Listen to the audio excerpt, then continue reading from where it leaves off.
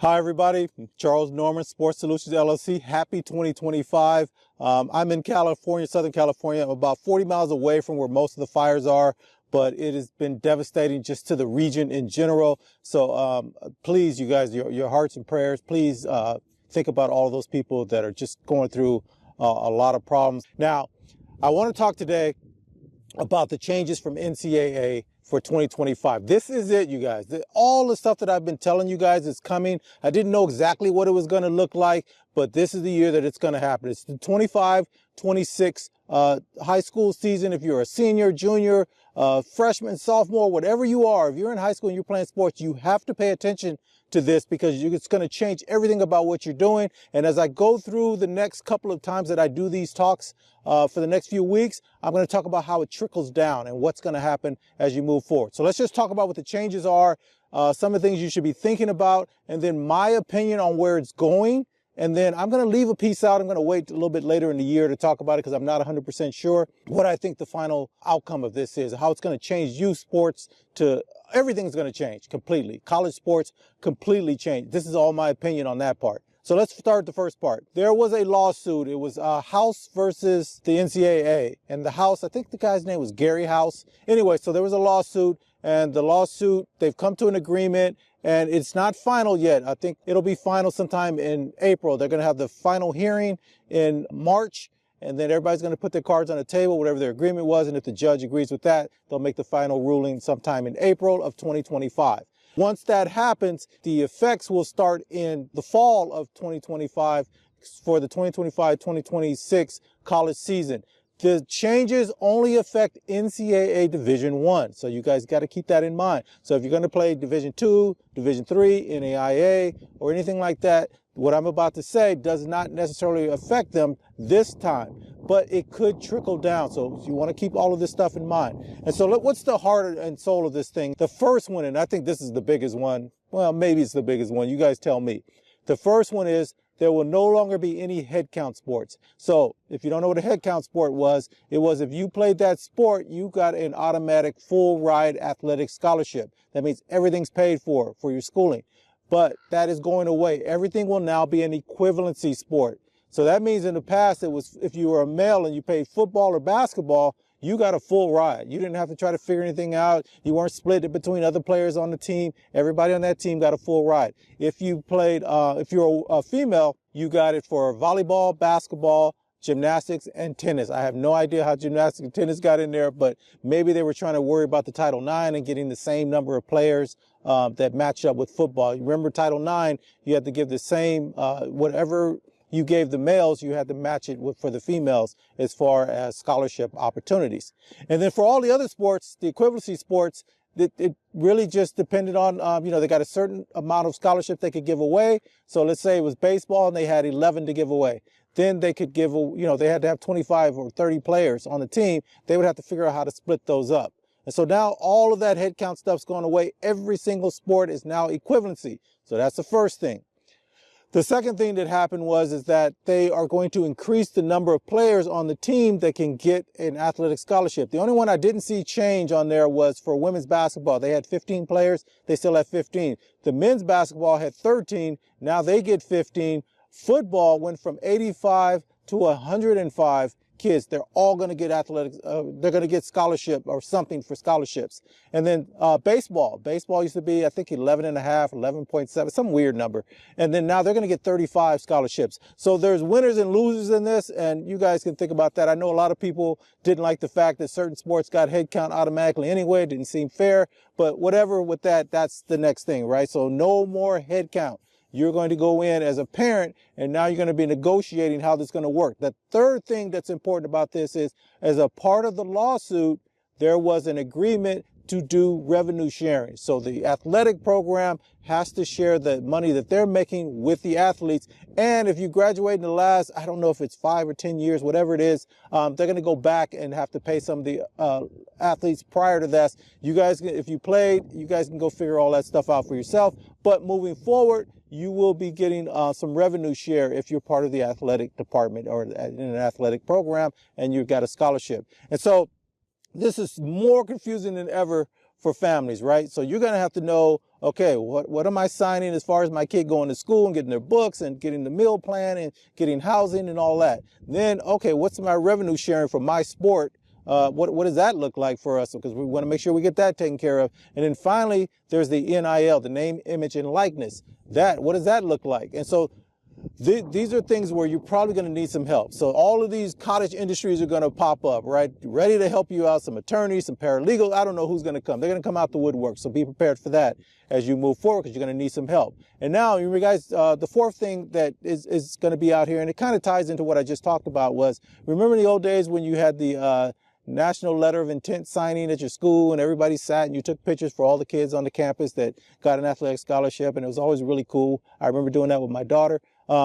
That's gone away because you're going to be making this other agreement for, you're making an agreement to be able to go to the school and get compensation. So that national letter of intent is gone now. So those are the kind of the main pieces on it. So now I want to talk about, so that's what's coming. It's going to start 25, 26. So if you're a senior right now, if you're getting wooed for an athletic scholarship and you can, try to get the old rules still apply. If you're playing basketball, football, and you're a male, try to get a full ride.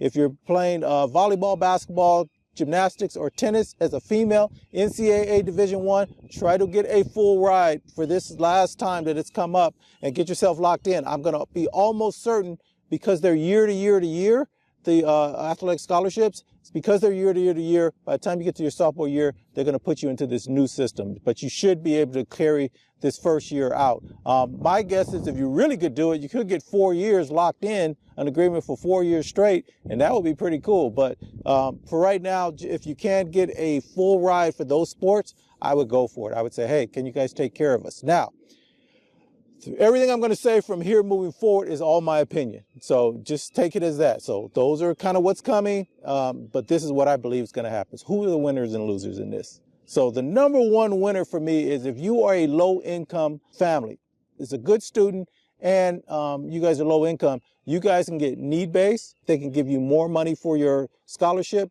and you can get academic money. And so you're the triple threat for any college coach. Why would I not be looking for you, right? I can make sure I can get you as close to the cost of going to school as possible. So you're the golden person. If you're a wealthy family, you're going to do really, really good too, because if your kid's a good student, I can get you some academic money, and you guys can probably fill in the hole for the rest of it. And so what's going to happen for that wealthy family is if they can start looking for schools that are sort of their dream school, because if you're an athlete, you kind of tick a couple of boxes because they're going to want to bring you in because, hey, you guys can take care of everything. I can give you a little bit of money. You're a great student. And that's what we're looking for. Who's kind of in trouble a little bit. And it's always been the same. I've been telling you guys this for years and years and years. Being in the middle class is just, I don't know. Sometimes I think it's just you're just a provider for everybody else. You just sort of grease the wheels for everybody else. So you're going to be in a little bit of trouble because I can't give you need-based money anymore. And now I've got all these other kids I have to give scholarships to. It wasn't the way it was in the past where I could just say, hell, if you play basketball or football, I can take care of you. Or all things were equal, you were a good student, and I wanted to come. And the reason I'm bringing all of this up is and why I think that's going to happen is there's one more piece of the puzzle that I found out on New Year's Eve. I'm on a call New Year's Eve, and I'm talking with all these people about the future, what's going to happen with the NCAA. And I can't say 100% sure for this, on this, but I'm almost sure this is going to happen. I think what they're going to do is, I think NCAA Division I football, the FCS, the Power 4 teams, Power 5, I don't think they think of Pac-12 now as part of it. It used to be Power 5 all the time. I think they kind of moved them out. They are going to pull away football. They're going to start creating things on their own, and so it's going to be a little bit different. The same thing is going to happen with men's basketball, and I think they may drag women's basketball along with them, but they're going to sort of pull away from this as far as the revenue generated and deciding how that money is going to be moved around on these athletic campuses. Those are the only revenue positive sports on a college campus. Everybody else loses money. And the money comes from these TV deals that they make for basketball and football, the March Madness, the football playoffs. That's where all the money comes from for these schools. So they need to take care of those kids first of all, and then the money's going to try to trickle down to the other sports. My guess is a lot of schools are going to start dropping a lot of these other sports, all the Olympic sports, your water sports, your Olympic type sports. Those kind of sports are your winter sports. I think a lot of those sports are going to be moved into another category, and I'll talk about that later on in the year because I'm still investigating what does that look like, what is that going to do for families and for kids that are participating in those sports, especially at the younger levels, because now you got to think about it a little bit more. So I'll do that next week. So I wanted to bring this to you guys because I want you guys to start thinking a little bit differently now as you're starting to move towards through your high school years, even your junior high school years. I've been telling you guys this for over and over and over again. You guys need to start working on your own social media. That name, image, and likeness is going to be a bigger deal. You want to be able to start creating something now for yourself. And then by the time you get there, you get to that point, if you have a social media following per se, let's say you have, maybe you made your own NIL deal. You can do this stuff in high school in a lot of places right now. Check with your athletic director at your high school to make sure, but you guys need to start moving into that world. And so that when you are ready to go to the college level, by the time you guys get there, most of you get there, all the stuff will be kind of lined out a little bit, and we'll kind of see what's going on. I'm going to tell you right now, most of the colleges aren't quite sure how they're going to pull it off right now. They don't know what that looks like, what happens with their current players, the transfer portal. You're fighting against so much now as a high school athlete. They changed the junior college situation. Remember that lawsuit just went, I don't think it's been finalized yet, saying why are my junior college years or my community college playing years counted against my NCAA eligibility years? They shouldn't be. And so that may change. So now you may have more years to get there. You're going to have to strategize a little bit more just to play. But the one thing that I want to make sure you guys understand is it's still, if you get a chance to play at the sports at the collegiate level, please take it. It is a great opportunity. It's going to make the biggest difference. I think that's going to be the biggest difference between you going from a middle-class existence where you kind of get, I'm just going to say, you kind of get screwed over, man, being in the middle class. You got to climb out of that some kind of way. Definitely don't go down to take the benefits that come with being down, whatever, if you want to call them benefits. But you want to get up. You want to get out of this world. And that's that sort of 50,000 to, I'm going to say, 250,000, somewhere in there. I know 250,000, 50,000, a big line difference, but I think that is where that world is. And you're kind of just, you're working for your money, right? You need that. If you can't go to work, if you're not going to work, you're not pulling in money. Your money's not working for you, I guess is the best way to put that. So anyway, so you got to kind of figure out a way to move out of that. And I think playing sports gives you an advantage to do that. And I keep telling you guys this over and over again. And we're going to talk about it more from the youth all the way up. When you play sports on a college campus, and I don't care what level you're playing, if you're playing sports, you have access to things that no one else has. You have information others don't have. You have the ability to use your status to get with people in other departments and stuff and start figuring out where you're going to go next. Don't just use it to play because you're trying to go pro in whatever sport you're doing or you're trying to get to the Olympics. You want to use it from now on as an access point for you to figure out what's next. What can I do on top of, I'm going to try to get here, I'm going to keep my grades up, I'm going to graduate. That's going to lead to me probably finding work somewhere. I'm going to make a decent salary. Hopefully I can be able to work my way up. But what am I doing on top of that? Who did I meet here at the collegiate level that I'm going to be working with as I go do this other stuff anyway? That is the secret sauce here, because that's what's going to climb you out. No longer 2025 moving forward. So we had 2020 to 2025. This is where the change was taking place. And it's going to happen for us just as an adults too. Even me, I retired to start doing this software business. Even for me, you can see the separation starting to happen. Everybody's complaining about it, but it doesn't matter. It's going to happen anyway. You need to be in that other bucket and playing sports, especially even the high school and youth sports, if we use it right. And we'll talk about that later. But at the collegiate level, you are in the room with the people that are going to be moving out of the middle class world anyway. You guys need to get together. You need to take what you do, your status, that ability that you have that separates you from everybody else. You need to take that and you need to meet with people and you need to start working on that. Yeah, go to school, get your education, all that stuff's cool. But that when you're there, this is the one place you're going to have everybody together at the same time. All the movers, all the people that are going to make a difference in this world are on those campuses somewhere. Now, I'm not going to say all of them because people will do it other ways, and that's fine too. But you got to learn what you're trying to do. And then what do you see? Look at the world, your world. You guys are in a different world as athletes. You guys are going places. What do you see that's going to be needed as you move forward? I'm pretty good at this. That's why I went ahead and started my own company. I saw this maybe 25 years ago. Just for me, once I got into the senior positions and I was sitting in meetings and I'm meeting with, some of the leaders, I work for the government.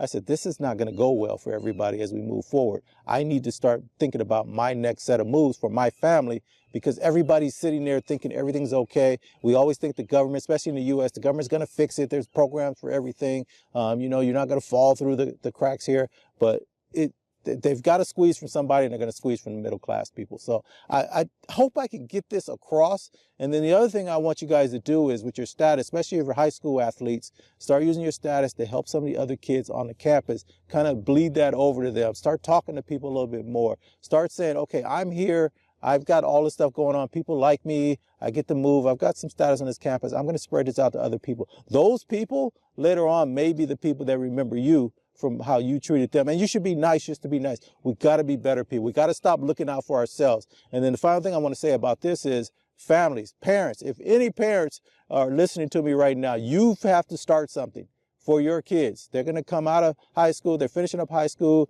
They're about to go to college. You got to step it up. You got to pull something off. You got to figure something out. Whatever industry you're in, they need something. Are you paying attention? What can you do? What can you start? Everybody needs to gather their family members around the table and go, we're going to create something for ourselves. What do you guys have? What are you thinking? What's going on? And it could be anything. I'm not exactly sure what to tell you what to do, but you have to do something. This world that we've had for probably the last, I'd say, 35, 40 years of being able to just do things by the book and come out okay, and middle class is actually a cool place to be. It's done. It's over. The pressure is going to be more, financial pressure, societal pressure. Everything is going to be more and more and more and more if you're in that little $50,000 to $250,000 range. It's not going to work. Yes, everybody can't be outside of that. Some people will be okay. But I want you, for your kids and your grandkids and your great-grandkids, think down the line. Think legacy. That's the best way I can tell you guys to do it. At least that's what I'm trying to do. And I'm trying to push all of my family members to do the same thing with their group. And then we're going to try to work together also. But this is it. This is 2025. We're moving forward. I'm not even going to talk about 2020 anymore. I know I overdid that for you guys, but I think I was right. And so as we go 2025 forward, we're going to take youth sports. I'm already working on it. It's already building the software. Oh, by the way, you guys don't know. So we are Sports Solutions LLC is my company. We make a software called AthleticSOS. Actually, no cost to you guys. If you have a kid trying to get an athletic scholarship, we will show you all the schools that your student athlete academically qualifies, has their sport, and offers athletic scholarships. And you can do that, and it's absolutely no cost to you. Down below in the description, I always put down a code. I give you instructions for using the code, and there's a little brief video in there, a link to a video that will show you what AthleticSOS does. It's about a minute long at the most. So please sign up and use the software. I'm going to add everything that I've just talked about to you guys into that software. I'm working on it right now. Kind of caught me off guard with one little other piece. I'm probably not going to talk about that other piece until the summer, because I need to get this into the software. I need to make sure it's going to happen the way I think it's going to happen. But it will be in the software. I'm way ahead of what I think is coming down the line, and that's what you have to do anyway. You're going to have to take a leap of faith that you see something, it's going to come, and you're going to have to be way ahead of it, and that's what we're trying to do. And so I want you guys with us. If you guys are willing to take the ride. By the way, if there's any organization, you got a travel club program, any high school coaches, call us. We've redone the software. We did a lot of work last year. I was setting us up for this year. I didn't know all this stuff was going to happen as far as the NCAA. I didn't know what the agreement was going to be, and now that I know what it is. But I was preparing to make sure that I could help anybody else out. If you're helping any kind of student athletes, any kind of way, and you want to get in touch with us, check me at info@athleticsos.com, and I will try to get back to you guys, and I will make the software. We have a different version of software for those of you that are working with kids outside of your, they're in your world, that you're not just individuals. For individuals, just use the code down below. It'll work for you guys. Or you guys can tell your kids, just use the code down below. But the other version that I have for high schools and travel club programs, it's a little bit different, a little bit more robust, so that you can work with those kids. That's out there too. I'm really excited about the future as we're moving forward. I finally got most of my family members are all on board. They're starting to see the world is changing on them. It's affecting them directly. And all of a sudden the light bulb goes off for everybody. Hey, we need to do something. Maybe what you were talking about wasn't so kooky, Charles. So that's where the world that I'm in right now. So I'm very excited about what the future holds for me and my family. And I want you guys to have that same feeling, that feeling of excitement, of adrenaline, you know, kind of pumping through you, that you're working on something. Something's going to go and you have a little bit of control over your life and what your outcome will be. It may not be perfect. Everything may take a little while to get there. I always tell everybody that I'm talking to, I'm starting to do a lot of these little coaching sessions now, trying to help people get going. I tell them 7 to 10 years. If you're into an industry where you have no real contacts, 7 to 10 years. If you have contacts in there and you can rely on those contacts, maybe 5 to 7 years. But I say give yourself 7 to 10 years to get 7 years to get your feet down tight and you kind of got some traction. And then from that 7 to 10, you're going to watch things explode. And so that's where you want to be. All right, guys, as always, best of luck to you in all your endeavors for all your kids. And then please, make some prayers for the people out here in Southern California. It's really devastating. So many wonderful people trying to help out and give back. And I know it's greatly appreciated by those people. And then just keep positive thoughts about everybody. I know sometimes it feels like the have, they'll take care of themselves. And I've seen that out here. I've heard people kind of say that, oh, those guys, those people are rich and they're all, people are people. People do the best they can for their families. This is like heartbreaking. So everybody, there's so many wonderful people in the world, but I want the people that things aren't kind of going right for you. Just think positive for other people and then go to work on your own stuff and you can do it. I'm telling you guys, you can do it. So anyway, that's it. I don't want to do this. So remember, all the rules are changing. They're changing for the 25-26. So that's not till the fall.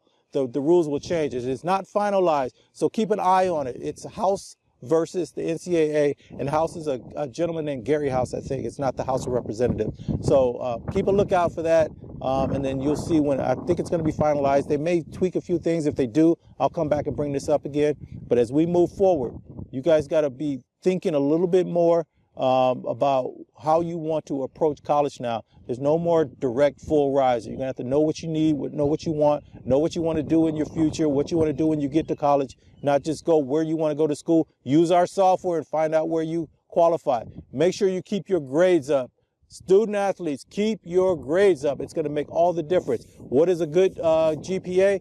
3.5 and above. Do the best you can. Get 4.0. Get 4.5. Do some extra stuff you need to. Because if I tell 3.5, everybody's going to be looking for 3.5. Just where you can get, they can get you some academic money. And then the need-based kids, if you guys can pull yourselves up and get there, that's fine too. It's going to give you a bit of an advantage. Wealthy people, still keep your grades up. It's going to make all the difference because not only are you getting your grades together so that you qualify and they can get you that academic money, they're going to need their student athletes to keep their grades up too, because there's going to be more monitoring on that too, that these kids are coming out, that they're going to graduate. There's a lot that goes into this lawsuit for the athletes.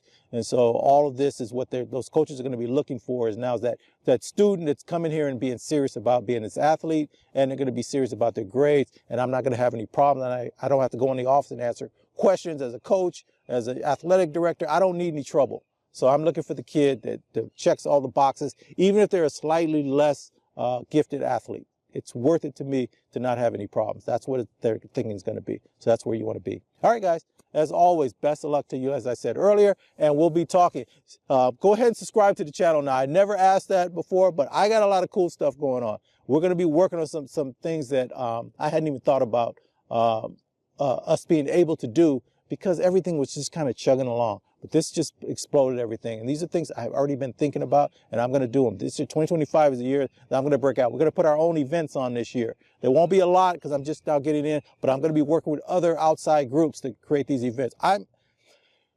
You got to go do something, because once you get into it, once you start to see, once things start to work for you, I can't even tell you how it feels to have stuff kind of moving in the direction that you want to. And stay in control. Don't let somebody come in and buy you out. Don't let somebody come in and tell you we got this venture money. Don't let somebody come in and say, oh, if you partner with me, if you give me a piece of this, you're going to do this yourself. And we'll talk a little bit more about it as we go on, because I've probably gone through all of these things in the last 5 or 6 years now. I've gone through it all. And there's moments when it just doesn't feel like it's going to get there, but you just keep pushing through. And I'll reveal a little bit more about why I'm able to do things the way I'm doing them, because I think that's important too. One of the things I don't like is I'm sitting in meetings with people and I'm hearing people. These people have connections and they have an in, or they have something that no one ever tells you. If you don't ask, you don't know. You just think, how's this person doing so well? and I'm not. And they work hard, they do everything, but there's always a little something, and you got to find that for yourself that gives you an advantage over everybody else that's trying to do what you're doing. All right, guys, we'll talk to you later.